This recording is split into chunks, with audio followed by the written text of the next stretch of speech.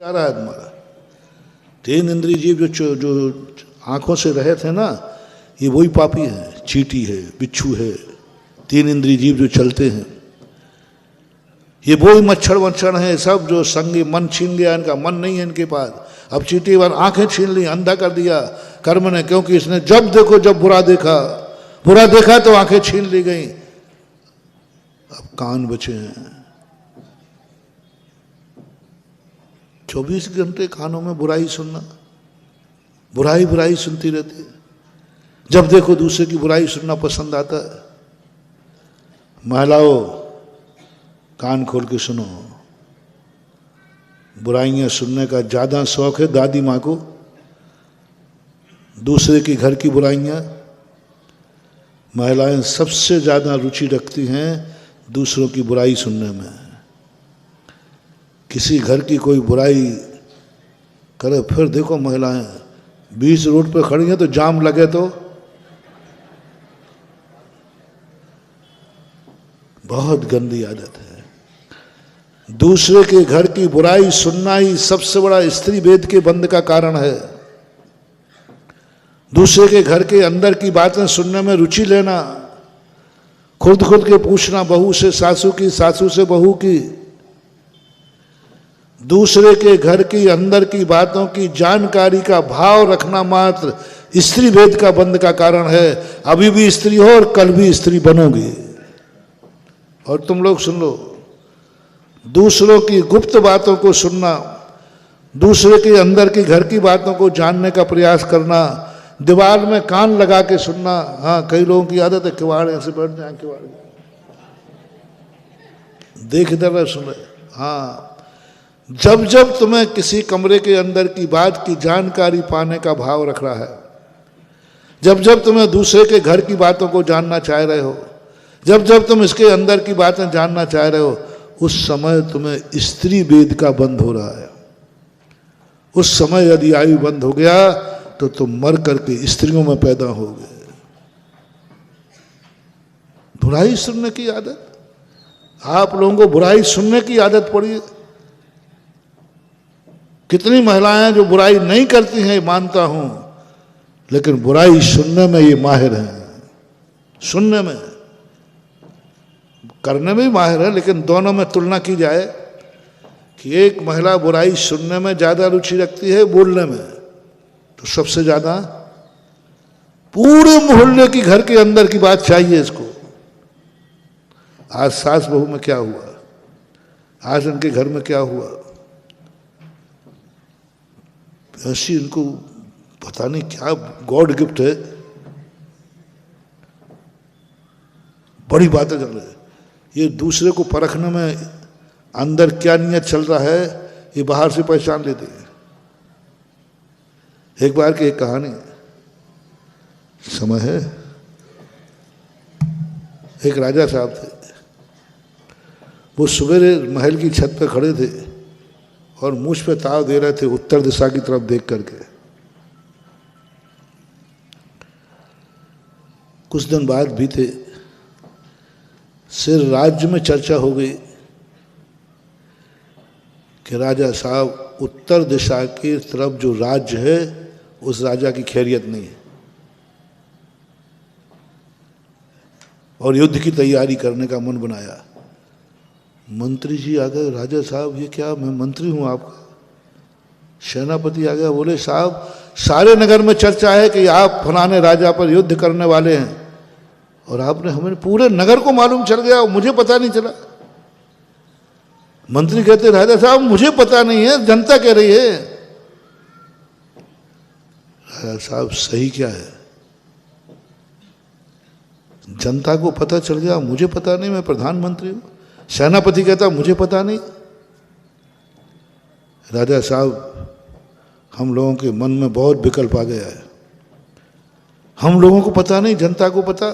बोलो ये जगह अब बात झूठी है या साची? यदि साची है तो फिर ऐसा क्यों? बल्कि पहले तो आप अभी तक हमेशा मंत्रणा करते थे, पहले हम लोगों को मालूम चलता था तब किसी को पता चलता था। आज उल्टा क्यों हुआ, हम लोगों पर अविश्वास क्यों? यदि सही है तो ऐसा क्यों किया आपने? और झूठी है तो आप बोल दो ये झूठे हैं, हम कहीं युद्ध नहीं करना चाहते। अब राजा झूठी कैसे बोले? इतने में रानी साहब आ गए, बोले क्या बात है, मुझसे भी नहीं कहा और मैं खुद सुन के आई हूं, सारे नगर में चर्चा है, मुझे नहीं बताया, आप मेरे से कभी कुछ छुपाते नहीं, ये क्यों छुपाया मुझसे? राजा तो पसीना पसीना हो गया। राजा ने सबसे कहा देखो बात तो सही है, लेकिन मैंने किसी से कहा ही नहीं है। ये जो आरोप आपका है कि मुझे नहीं बता के नगर में आपने, ऐसा आपका कौन सा चहेता है? मंत्री कहते मेरे से बड़ा विश्वसनीय कौन है? रानी कहती है मेरे से ज्यादा चहेती कौन है? तो अब रानियां को तो, महिलाओं को तो भगवान ही मानेंगे। थोड़ा ही से शक होकर के फिर जो ये टाइटल देती है वो तो तुम लोगों को मालूम होगा। थोड़ी से इनको शक भर हो जाए, मेरे से ज्यादा चहेती कौन है तुम्हारी? मुझे नहीं बताया, उसको पता। राजा कहता है सब आरोप झूठे हैं, मैंने किसी को नहीं बताया। तो रानी कहती है वैसी हवा फैल गई दुनिया में, सब अवधिज्ञानी होंगे, अवधिज्ञानी। मंत्री कहते राजा साहब ये तर्क आपका ठीक नहीं है, आपका ये तो सिद्ध हो गया कि आपने ये भाव किया है। बोले किया है, तो फिर ये बाजार में कैसे पहुंचा? तो राजा कहता है ये गलत बात है, मैंने किसी से नहीं कहा, ये मेरे मन में बात है, अभी भी बात है, मैंने किसी से नहीं कहा। भगवान की सौगंध करा लो। रानी की सौगंध कर दी, बेटे की सौगंध कर दी, मंत्री की सौगंध कर दी, राजा की सौगंध कर दी, सारी सौगंध राजा ने कर दी, मैंने किसी को नहीं कहा। अब और पेचीदा केस बन गया, सबकी सौगंध कर रहा तो राजा इतना झूठा तो नहीं होगा। सबने कहा देखो राजा साहब ने जब सौगंध कर ली है तो राजा साहब ने किसी को नहीं कहा, लेकिन बात तो सही है। तो बाजार में कैसे पहुंची? अब लगाओ पता। चारों तरफ खोजते खोजते पूछा, बोले जिसको पकड़ा पड़े तुझसे किसने कहा? बोले उसने। हैं? अब यहां पूछा अंचल जी तुमसे किसने कहा? बोले मुझे तो अक्षय बाबू ने कहा था। अक्षय बाबू ने पूछा साहब मुझे तो फलाने ने कहा था, प्रबंधक ले लो, प्रबंधकों ने कहा था। प्रबंधक पूछा किसने कहा? बोलो एक अशोक देलवाड़ा वाले है ना, उन्होंने कहा था। आज तो मनोज का भी जन्मदिन, अशोक ने कहा कि भाई तुमसे किसने कहा? महाराज वो मनोज इंजीनियर बैठे ना, उन्होंने मेरे से चर्चा की थी, पीछे बैठा है रसिया, उसने कहा था। पीछे बैठे अजित बाबू प्रबंधक, और किसने कहा? बोला महाराज जी उसने कहा वो एक राणौली का डाकूड़ा आया था, उसने कहा था। आओ गया, बात कहां पहुंच गई? राणौली। खोजते खोजते खोजते खोजते सब में पूरे में खोजते हुए अंत में बोले तुमने किससे कहा? अंत में पकड़ा गया वो झाड़ू लगाने वाला जो था।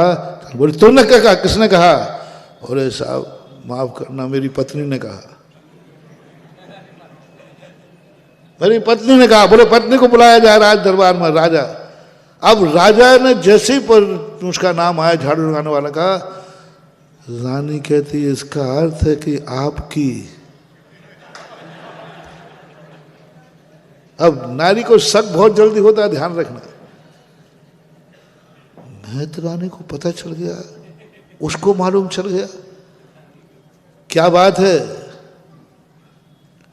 सारी सभा राजा की तरफ देखती है, क्योंकि राजा प्रतिष्ठित था, वीर था, इज्जत वाला था। सब लोग कहने लगे राजा से ये उम्मीद नहीं थी। सब तो उम्मीदें थी, लेकिन राजा को ये उम्मीद नहीं थी कि राजा साहब का संबंध झाड़ू लगाने वाले से। ये उम्मीद।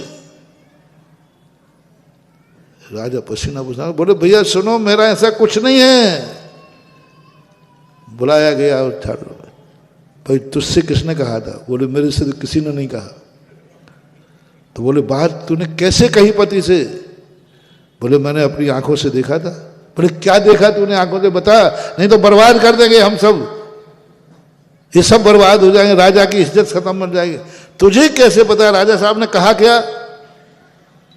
बोले नहीं, राजा साहब तक हमारी पहुंच कहाँ है? तो फिर तुझे अवध ज्ञान है क्या? बोले नहीं। बोले सुबह सुबह मैं महल में झाड़ू लगाने आई थी, तब राजा साहब छत पे खड़े थे और उत्तर दिशा की तरफ मूछ पे ताव दे रहे थे। हाथ यहां था, कहां पर? कुल्ले पे, और ताव दे रहे थे। तो मैंने समझ लिया कि राजा जिसकी तरफ देख के मूछ पे ताव दे दे, समझ लेना आज उसकी खैरियत नहीं। बताओ ये गॉड गिफ्ट किसके पास हो सकती है?